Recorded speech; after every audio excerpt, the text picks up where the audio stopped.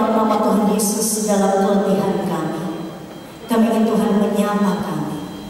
Dalam kelelahan kami akan penatnya kehidupan, kami ingin Tuhan membuat kami lebih segar lagi.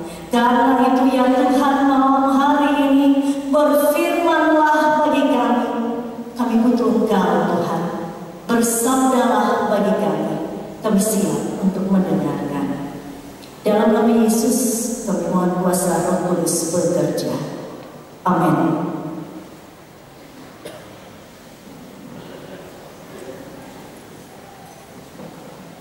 Bapak Ibu Saudara yang dikasihi oleh Yesus Kristus, mari kita siapkan pembacaan firman Tuhan. Malam ini kita akan baca dan renungkan dari Injil menurut kesaksian Yohanes pasal 4 ayat 1 sampai ayat yang ke-26.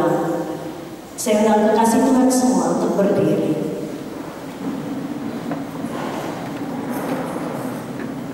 Percakapan dengan perempuan Samaria.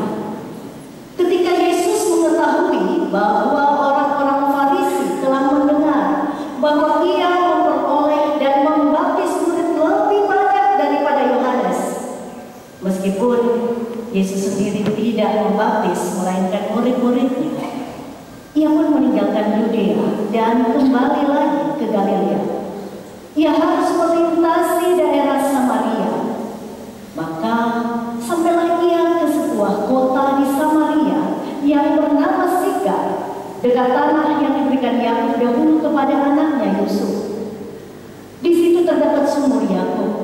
Yesus sangat letih oleh perjalanan, karena itu Ia duduk di pinggir sumur itu. Hari kira-kira pukul 12. Maka datanglah seorang perempuan Samaria hendak menimba air.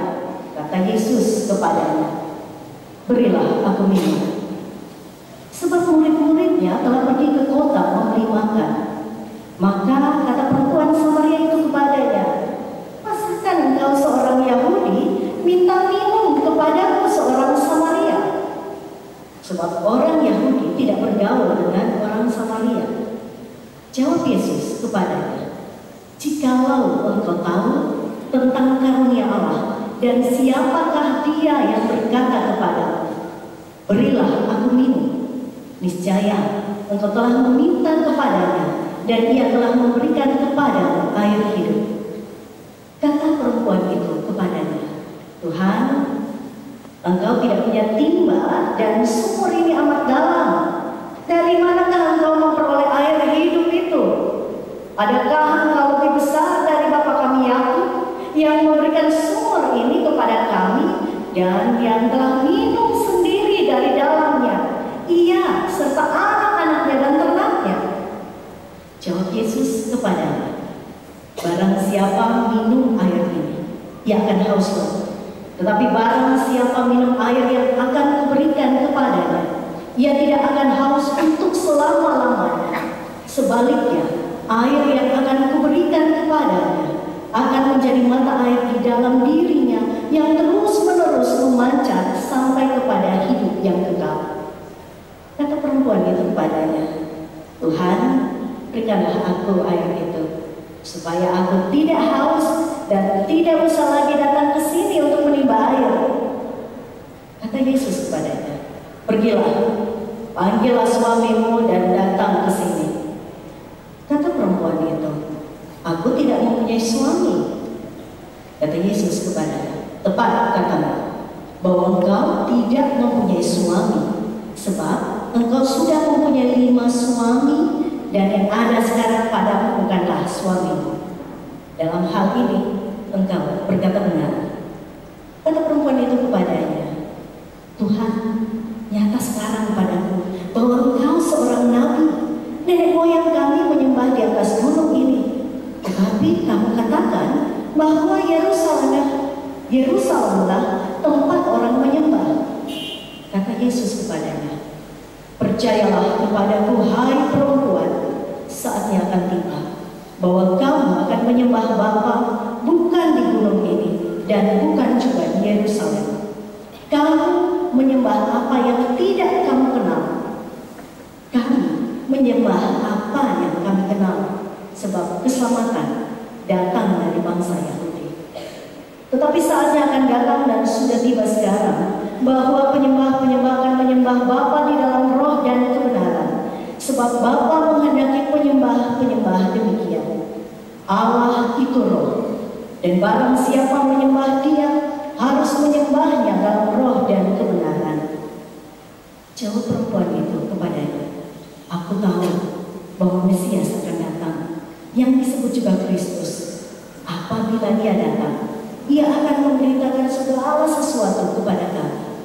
Kata Yesus kepadanya, akulah Dia yang sedang berkata-kata dengan engkau. Demikianlah sabda Tuhan. Berbahagialah setiap kita yang mendengar sabda ini dan mau menyimpan serta melakukannya dalam hidup sehari-hari. Silakan duduk.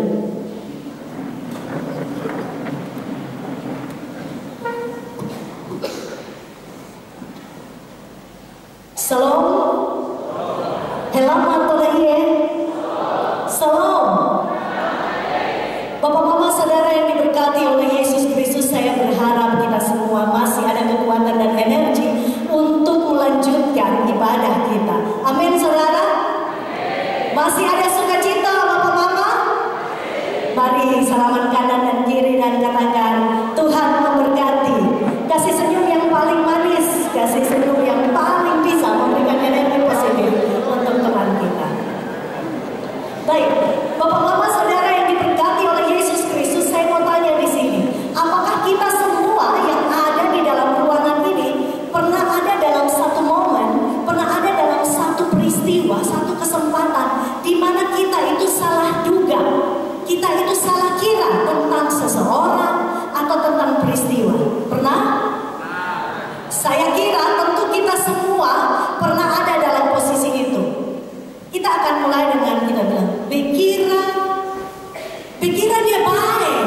Ternyata son baik juga mau mati. Bekira nih dia son baik. Aduh ternyata dia pun baik. Minta ampun.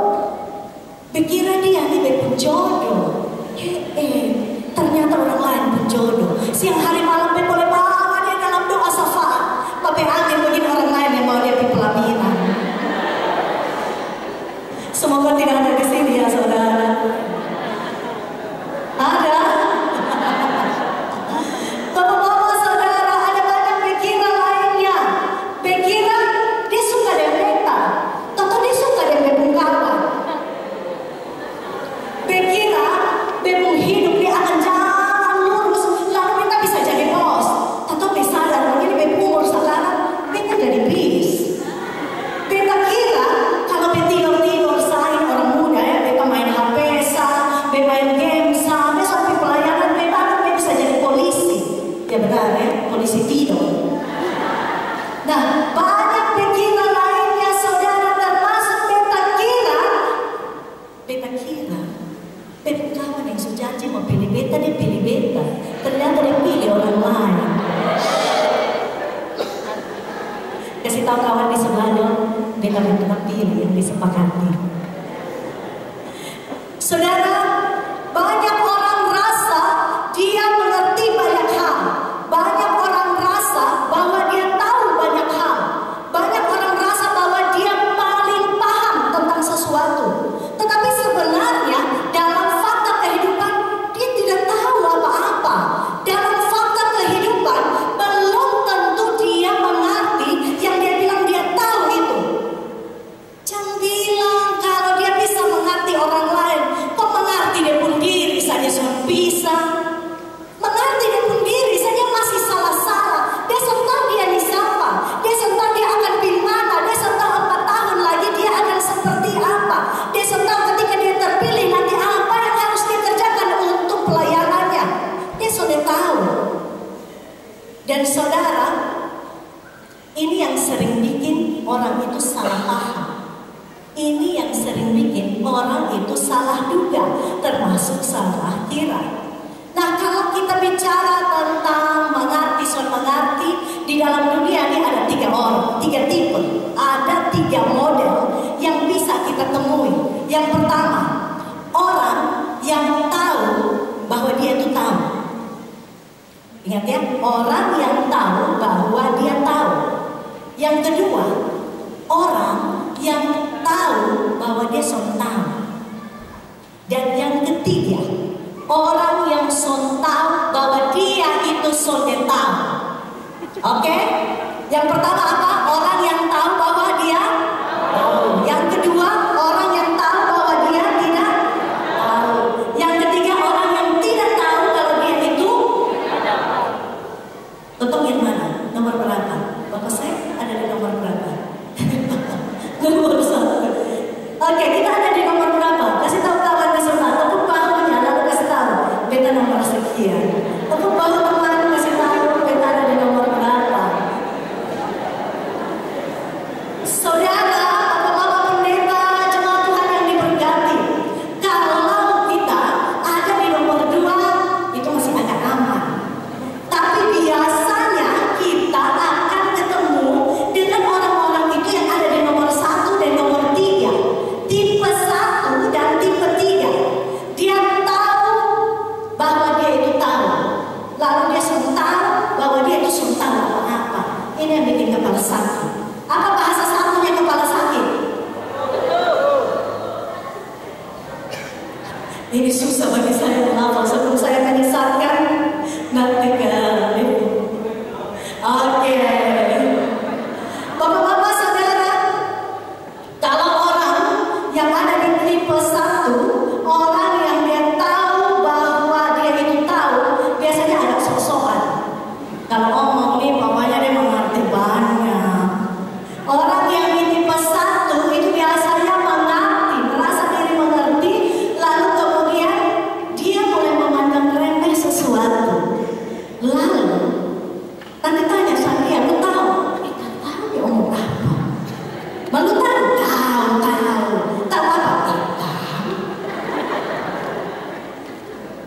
Saudara, model tipe 1 ini biasanya juga agak bahaya. Karena dia biasanya sudah mengerti apa yang dia pahami. Karena itu harus dipuji dulu. Yang dia mengerti, yang dia tahu itu betul-betul sesuai porsi atau tidak. Jangan-jangan dia mengerti lain, kenyataannya lain. Amin saudara. Tipe yang ketiga, ini tipe atau model orang yang juga bahaya. Ini model orang juga yang belum biasa. Oh, dia sudah tahu apa? Dia sudah tahu. Dia sudah tahu kalau dia itu sudah tahu. Jadi dia pikir dia tahu. Jadi ini orang ada di mana-mana, dia akan ngomong tinggi. Pokoknya apa yang dia sudah tahu, semua dia bisa cerita habis. Lu baru ngomong 1 kata, dia 10 kata. Laporan baru 2 baris, dia bisa komentar 16 baris. Amin saudara. Saya tidak berani ngomong hal itu. Saudara, kadang-kadang kita yang ada poin 3 ini, kita juga akan menyaksikan ini orang ini kalau di kelompok, dia akan menjadi orang-orang yang dominan. Orang ngomong dia juga akan tahu. Dia pun suara akan lebih tinggi dari orang lain. Orang begini saya mau bilang, kalau dia jadi pemimpin bahaya. Kasih tahu kawan di sebelahnya lagi, sekali lagi. Nomor 3 nih, kalau jadi pemimpin bahaya. Dia sudah tahu nah. Baik bapak-bapak, saudara yang dikasihi oleh Yesus Kristus, ketika kita bicara tentang salah paham, salah duga, salah kira, saya rasa semua kita pernah ada dalam fase itu. Mau dia pendidikan sekolah S2, S3, S5, sampai dia profesor, sampai kalau ada yang penghargaan paling tinggi sekalipun, atau dia yang sekolah pas-pasan, atau dia yang son sekolah.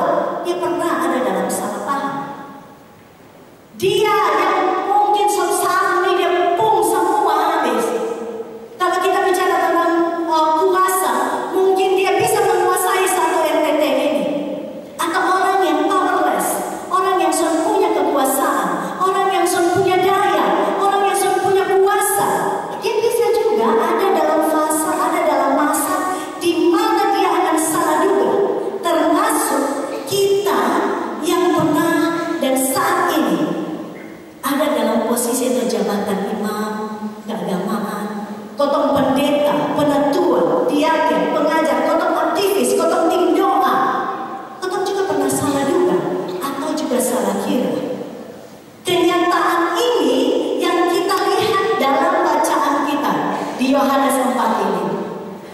Papa Mama ini bacaan lama. Jadi di bacaan ini saya kira saya tidak akan bahas banyak tentang ilmu tafsiran. Kita semua tahu. Nah, perempuan Samaria ini dia salah duga tentang siapa Yesus dan apa yang ingin Yesus tawarkan kepada dia dalam perjumpaan, dalam relasi yang terbangun. Kita lihat lebih rinci. Dalam Yohanes 4 ayat 3 dikasih tahu Yesus mulai tinggalkan Yudea lalu ke Galilea. Kenapa begitu? Karena orang-orang situ suka dengan Yesus. Kenapa? Yesus pun pelayanan makin bagus, pengikutnya makin banyak. Kasih kalah Yohanes. Nah, Yohanes pun pengikut, saya suka skala dong. Ini Yesus pun pengikut, kasih kalah Yohanes lagi. Ini bikin dong jadi insecure, bikin dong jadi saling nyaman. Nah, kita lihat bersama saudara, Yudea ini isinya orang-orang Israel yang ketat dalam tradisi, dalam ajaran, dan dalam Taurat. Sedangkan kalau kita lihat orang-orang Samaria ini berbanding terbalik. Ini orang-orang yang sudah pakai-pakai, orang-orang yang terluka, orang-orang yang bermasalah di Yudea nanti kirim di Samaria. Lalu dia juga mulai beda prinsip kalau kita lihat sejarahnya. Jadi kalau orang-orang Yudea akan bilang penyembahan yang benar itu ada di Bait Allah. Bait Allahnya di mana? Di Yerusalem. Orang Samaria selalu kalah, dia puji betul. Jadi dia melakukan penyembahan kepada Allahnya dia. Tapi kebacakan oleh wilayah lain. Di mana? Di Gunung Gerizim. Dua-dua rasa benar, dua-dua rasa betul. Akhirnya dong sama-sama bagus suka, sama-sama anti satu dengan yang lain. Nah, kita lihat lebih dalam tentang cerita ini. Yesus di pelayanan, lalu dia pulang, dia lewat itu tampan, capek. Dikasih tahu hari siang bolong jam 12. Nah, waktu duduk hela nafas, murid-murid saudara ini murid-murid ada di kota untuk beli makan. Yesus duduk sendiri. Datanglah seorang mama-mama, Ina dari Samaria. Nah, si perempuan ini mau timba air. Itu yang kita sama-sama tahu. Lalu karena haus, karena butuh air, Yesus minta. Yesus bangun percakapan dengan dia. Kasih minum. Nah, kita lihat salah duga terjadi di sini, Bapak Mama Saudara. Perempuan Samaria itu dia duga kalau Yesus pasti sama ngomongnya dia. Ini orang Yahudi, dan mana mungkin orang Yahudi mau ngomong dan minta yang orang Samaria. Tadi latar belakangnya sudah jelas. Kotong suka musuh dan dulu, kotong suka, kotong prinsip ini beda. Ini orang mau ngomong dan minta, itu pasti agak susah. Lagi pula kita lihat latar belakang perempuan Samaria ini. Kita tahu dia janda 5 kali disebutkan. Ini janda 5 kali, ini siapa suka. Janda 5 kali, lalu kemudian hidup sekarang kumpul-kumpul dengan satu orang. Ini anak yang belum tentu dia pun suami. Ini tak pacar atau apa. Nah, saudara, ini bikin orang-orang tidak suka sama dia. Orang-orang kemudian mengasingkan dia. Orang-orang tidak membangun percakapan dengannya. Akhirnya dia pilih jam 12 itu supaya kita tahu bersama, supaya dia sudah perlu ketemu mama rempong dong. Biasa kok kalau jalan-jalan, apalagi kalau punya masalah, ketemu orang-orang nanti hanya akan lihat siapa? Itu yang sudah belum. Dia yang lu sandingan itu gosip, lu sandingan itu cerita. Lu belum tahu. Untuk janda, aduh laki sebenarnya tahu kawin dan mana 5 kali juga. Kawin mati, konsol kawin lagi lebih mana. Jadi mungkin saja dia menghindari itu, Bapak Mama. Dan dalam ketidaknyamanan dia kemudian menemukan bahwa selama ya orang semua membelai dengan dia. Tapi di momen itu ada Yesus yang membangun percakapan dengan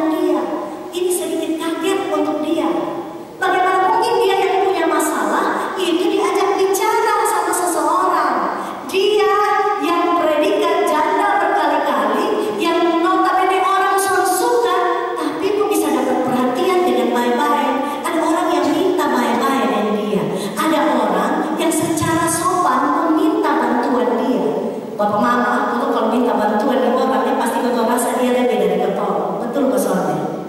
Jangan mungkin kau minta bantuan baik orang soal bisa. Biasanya secara psikologis kita akan punya pemahaman bahwa ini orang lebih dari kita. Ada penghargaan karena itu kita datang meminta dia. Nah ini bagaimana mungkin dalam hidup yang termarginalkan, sekian lama orang sontoi, orang hina, orang bully, tapi di kesempatan itu Yesus datang untuk menyapa dia. Saudara, kita lihat bersama. Memang mungkin bisa jadi dia bukan perempuan jalan, penafsir lain bilang ya.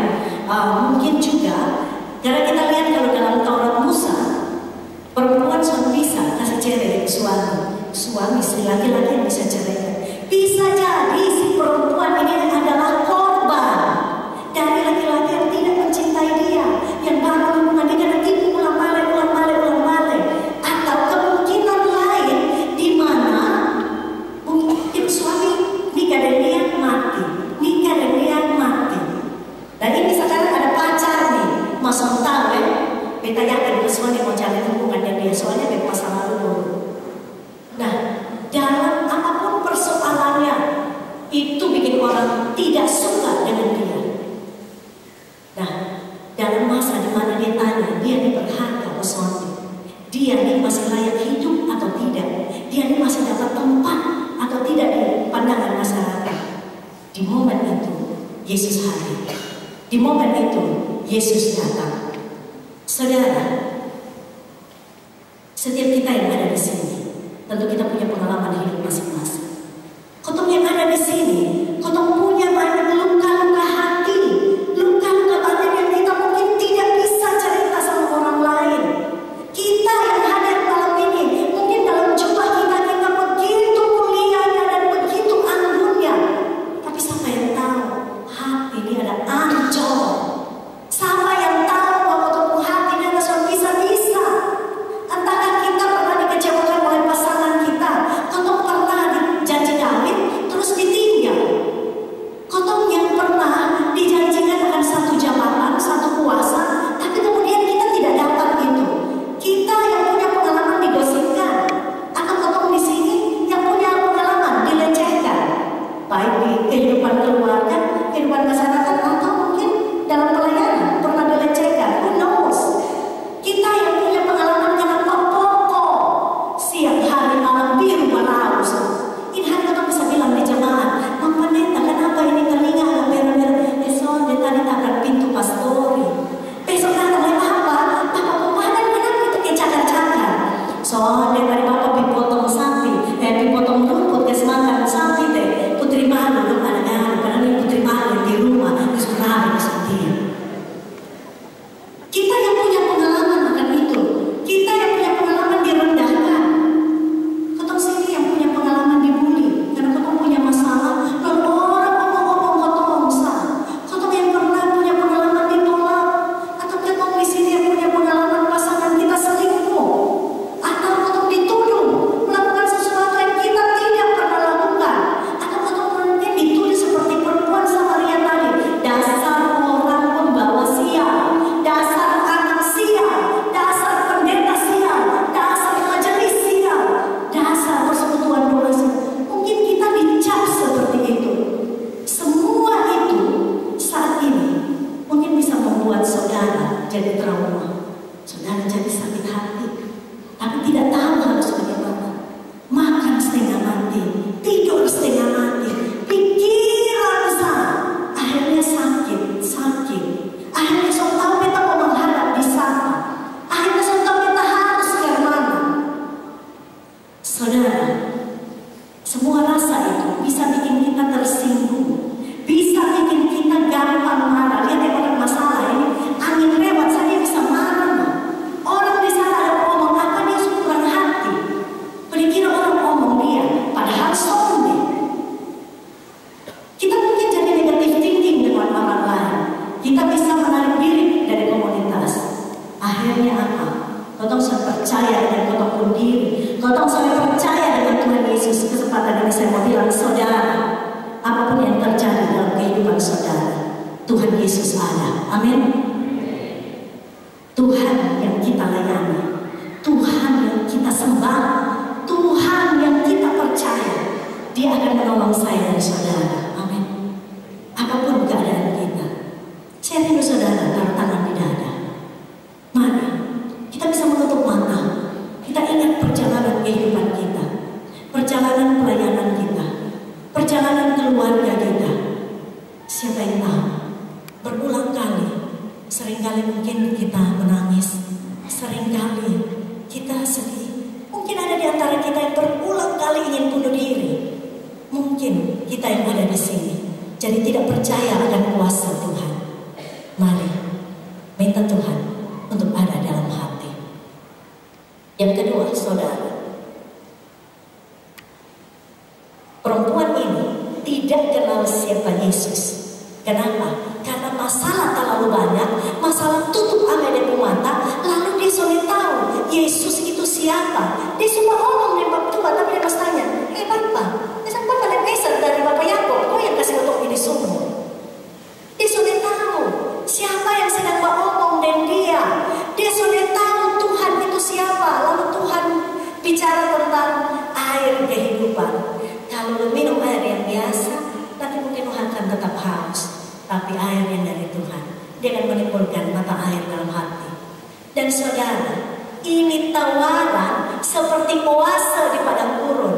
Ketika semua orang meninggalkan dia, ketika semua orang mencap dia sonebai, ketika orang kasihan dia hukum hidup, ketika orang lain tidak ingin ada di posisi dia, saat itu Yesus datang dan menawarkan kehadiran, menawarkan perhatian, menawarkan cinta kasih. Saudara, mari kita sama-sama belajar. Perjumpaan kita dengan Yesus, persahabatan kita dengan Dia, membuat kita sadar siapa kita. Dan sekiranya Dia mendapati kita ada dalam kesalahan, Dia mendapati kita ada dalam dosa, Dia akan mengubahkan kita. Saudara yang dikasihi oleh Yesus Kristus, Bapak Mama, banyak di antara kita yang masih haus kasih sayang, haus perhatian, haus kedudukan, haus jabatan, haus akan kekuasaan. Ini bikin kau cari terus apa saja kau buat supaya kau bisa dapat itu semua. Tapi semakin kita kejar, semakin kita berusaha, semakin kita kehilangan. Amin, saudara. Apa yang kita cari dalam hidup? Dan malam hari ini Yesus menawarkan saya dan saudara untuk datang, untuk membangun hubungan dengan Dia, untuk menyerahkan semua pengalaman hidup kita kepada Dia. Kita bisa mulai dengan memberi hati ini kepada Tuhan. Langkah awal, carilah seorang yang bisa kita percaya, seorang yang bisa mendengar kita, yang menolong kita bangkit dari keterpurukan yang ada. Jangan bilang sekarang ini beta sudah tahu beta mau sampah-sampah, beta bilang beta sampah Tuhan, tapi hari-hari beta berkumpul keluarga jadi alasan untuk sampai ketemu Tuhan. Oh jamaah, ini harus bisa di pelayanan. Kenapa? Betul mengomel. Kenapa? Ini malah betul bisa, betul bisa ikut persekutuan doa. Kenapa? Aduh, kalau bepul kapan hari bepulang malam suami bapak beta sampai biru malam. Kenapa? Betul sampai pelayanan. Bepu anak masih kecil, harus bantu jaga. Padahal ini anak dia jaga hanya pas jam kebaktian, harus kebaktian dia sudah jaga. Banyak alasan. Semua yang awalnya berkat itu kemudian jadi beban, jadi alasan kita untuk tidak ketemu Tuhan. Kita yang suka condongkan hati kepada uang, kerja itu bayar dulu, baru kerja, urusan bayar beta bisa kerja. Kita hitung-hitungan, kita yang punya haus akan jabatan, kita yang jalin hubungan dengan orang yang salah, kita yang punya karakter buruk, kotong yang suka tipu-tipu, kotong yang masih suka yang hari kotong pokok Alkitab, tapi kotong jengkoko ini botol minum, kotong yang tiap hari kotong pindah satu pisatu, pinjam duit tanggal 1 berbayar, lu tunggu tanggal 1 ganti tahun juga bayar. Kita yang suka berjanji pada orang lain, kita yang suka jatuhkan jelekan orang lain, kita yang suka jegal orang lain mungkarin, kita yang suka jelekan orang lain terutama dalam pemilihan. Ya biasa di sini untuk ada di sini Bapak Mama di tanpa lain. Itu kalau pemilihan biasa langsung dibisik-bisik. Jadi dia jadi sampai ini belum dengar sama dia. Itu orang tuh begini. Untung saudara di sini. Amin saudara ya. Pesta kawan di sebelah. Yang itu tuh saudara di sini. Kasih tahu dong untuk pakai temannya. Bilang yang itu tuh saudara di sini. Di sini tuh tahu semua. Kita yang suka pandang remeh orang lain, kita yang sok hebat, kita yang karena jabatan, kemudian sebenarnya ada orang kecil kita yang suka rampas orang kembaran. Kotong karena kotong sekolah lebih tinggi, kotong rampas warisan saudara. Kotong yang kalau kerja itu disokong dulu. Setahu ini kerja ada pun tugas. Kotong piba mau pinjam doi, pinjam berapa? 80 juta taruh kata. Mau bangun tambah dapur, mau bangun rumah. Bikin terima 80 potong dong. Ini ada biaya administrasi. Biaya dari mana? Biaya dari mana lo? Kotong yang mau diurus surat-surat dong. Ini surat ini 5 menit ketik selesai. Tapi kalau alasan ditanya, aduh maaf ya, sistem lagi down. Maaf ya, formulir habis. Maaf ya, ini sosial. Kotong layan bukan ini ada apa? Santai ada banyak. Akhirnya datang ini, Bapak mau saya juga. Oh bisa. 5 menit jadi duduk manis di situ. Nanti sudah keluar. Bapak Mama, mari kita belajar untuk rendahkan hati. Jika itu memang menjadi bagian kita malam ini saudara, kita ada di gedung ini rumah Tuhan. Mari kita rendahkan hati kita. Kita tunduk dalam otoritas Tuhan. Jangan rasa iri. Kau tahu banyak hal, bisa banyak hal, lalu kau semena-mena. Mari kita ada di hadirat Tuhan. Mika ajar kepada kita untuk tunduk, untuk rendah hati di hadapan Tuhan. Supaya apa? Kuasa Tuhan itu berkarya dalam hidup kita. Tuhan masuk dalam hati kita. Rohnya bekerja di dalam hidup kita. Saudara yang dikasihi oleh Yesus Kristus, hal terakhir yang Tuhan Yesus ajarkan adalah berdoa itu, penyembahan itu bukan di Gerizim, bukan di Yerusalem, tetapi dalam roh dan kebenaran. Jadi Yesus mengkritik perempuan Samaria, kalau kita berdoa di Gerizim juga, lu ibadah ritual, lu kerja, tapi lu ibadah batinia, lu suruh kerja, lu berdoa, lu penyembahan, lu kasih persembahan yang besar. Tapi walaupun hidup, lihat kami 60 masalah lu bikin hal di sini soal bisa, kasih pindah bisa lebih bikin masalah lagi, kasih situ soal bisa lebih bikin masalah lagi. Saudara yang dikasihi oleh Yesus Kristus, Tuhan mau kasih tahu bahwa penyembahan yang benar adalah dalam roh dan kebenaran. Bagaimana kau ini selaku hamba Tuhan, jangan tahu hanya ngomong saja.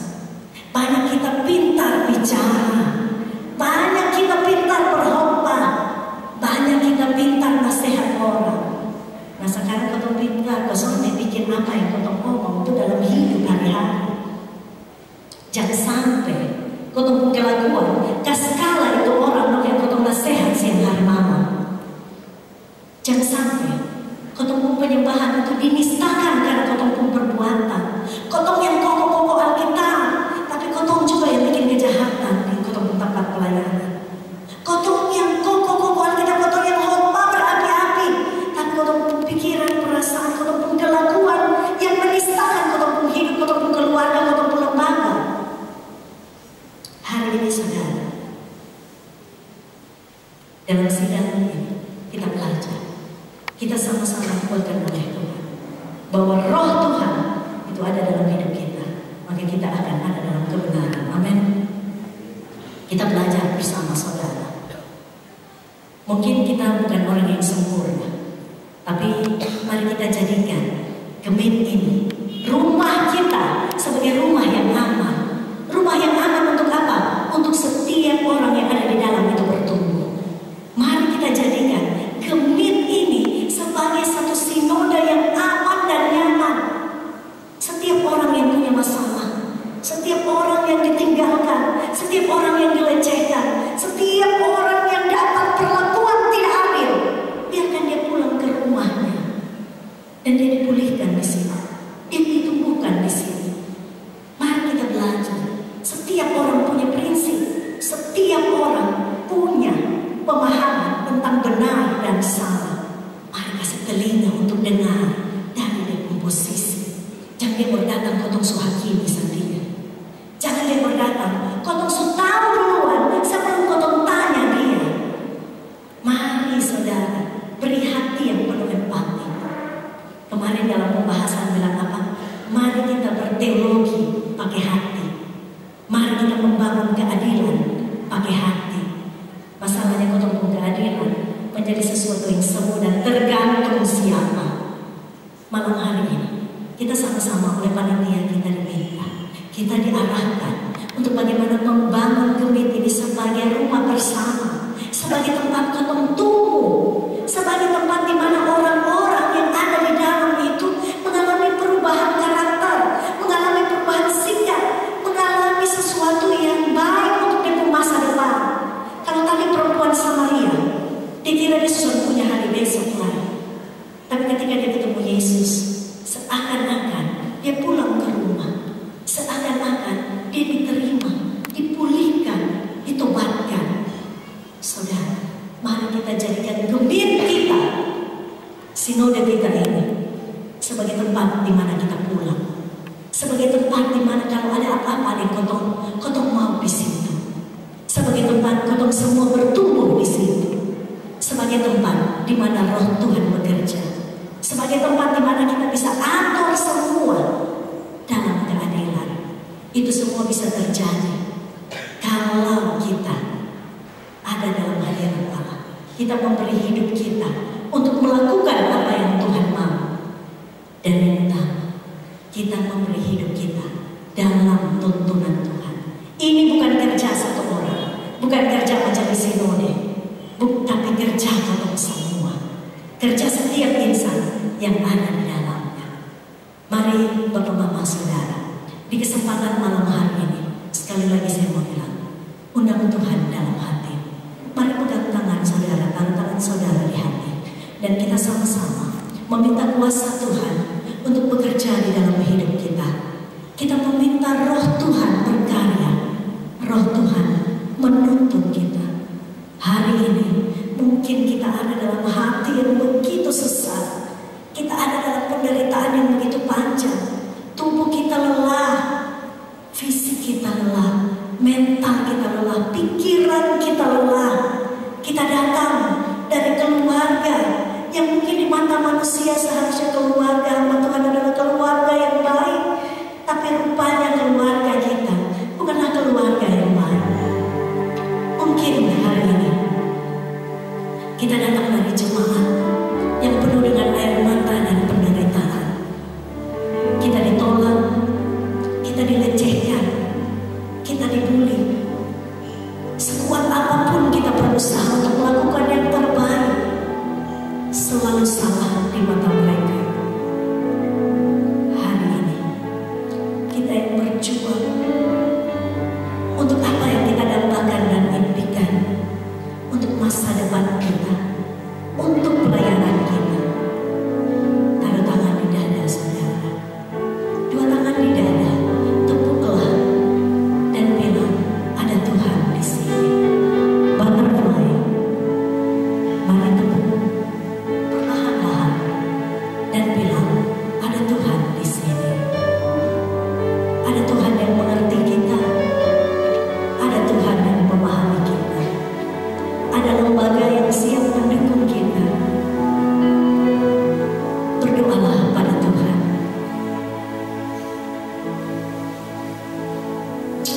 Bapa, di dalam nama Tuhan Yesus, siapa kami ini? Kami orang yang lemah, tidak berdaya. Kami orang yang penuh penderitaan.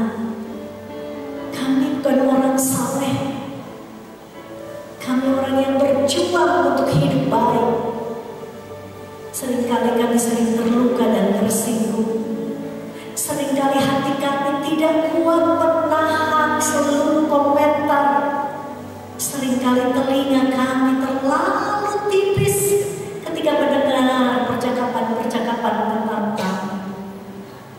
Seringkali kami ingin lari dari kenyataan kehidupan ini.